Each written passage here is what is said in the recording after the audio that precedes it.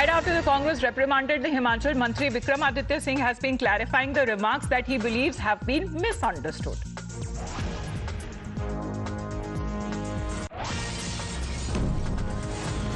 Congress party जब BJP सरकारें करती हैं, विरोध करती है, और आप अपनी सरकार में ये फैसला करते हैं और खुद कहते हैं कि यूपी की तर्ज पर हम ये करने जा रहे हैं। सवाल देखिए ऐसा बात है कि पहली बात तो इसमें माननीय high court of Himachal Pradesh, उन्होंने ये 2023 में हिमाचल प्रदेश के अंदर अर्बन लोकल बॉडीज़ में जो है वेंडिंग बॉडीज़ बनाने का सरकार को निर्देश दिया है, और सरकार हाई कोर्ट के ऑर्डर के ऊपर बाउंड है। जो भी हाई कोर्ट कहेगा वो हमने करना है। तो हमने इसका ये मीटिंग किया है और ये कहा है कि हर अर्बन लोकल बॉडीज़ में in the times to come there will be a local vending committee, और उस लोकल वेंडिंग कमेटी द्वारा जो भी वहाँ पर वेंट्स जगह जगह पे लगाए जाने हैं, शहरों के अंदर लगाए जाने हैं, अर्बन लोकल बॉडीज़ में लगाए जाने हैं, उनको डेजिग्नेट किया जाएगा ताकि स्थानीय लोगों को कोई असुविधा ना हो। ये बात number 1। Number 2, Himachal Pradesh is part of union of India.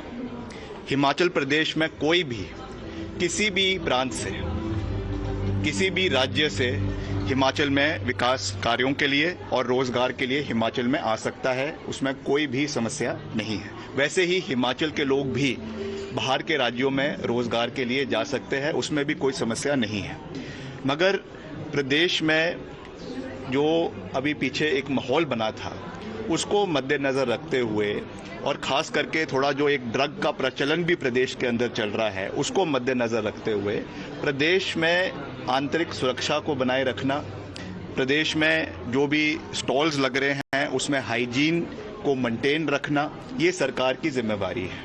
और इसलिए इसको हाई कोर्ट के मैंडेट के साथ और उसके साथ साथ जो एमसी एक्ट है उसके मैंडेट के साथ इसको प्रदेश के अंदर आने वाले समय में, क्योंकि एक सर्वदलीय जो है एक बॉडी बनाई गई है जिसमें माननीय स्पीकर विधानसभा ने भाजपा के विधायकों को भी लिया है और कांग्रेस के विधायकों को भी लिया है, कांग्रेस के मंत्रियों को भी लिया है, और इसमें चर्चा की जाएगी कि किस तरीके से वेंडिंग जोन्स प्रदेश के अंदर बनाए जाए, जगह जगह के ऊपर बनाए जाए, ताकि लोकल लोगों को कोई भी समस्याएं ना आए।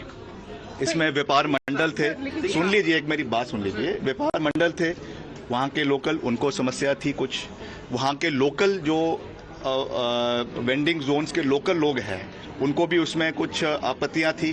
तो everything has to be heard and their voice has to be heard by the government.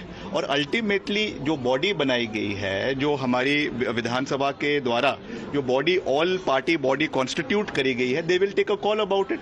इसमें Amandeep is with us. So, Amandeep, help us understand as far as now this rationale behind issuing these instructions are now being given by the same Mantri. Because why is that the situation actually arose that he had to come out and give a clarification?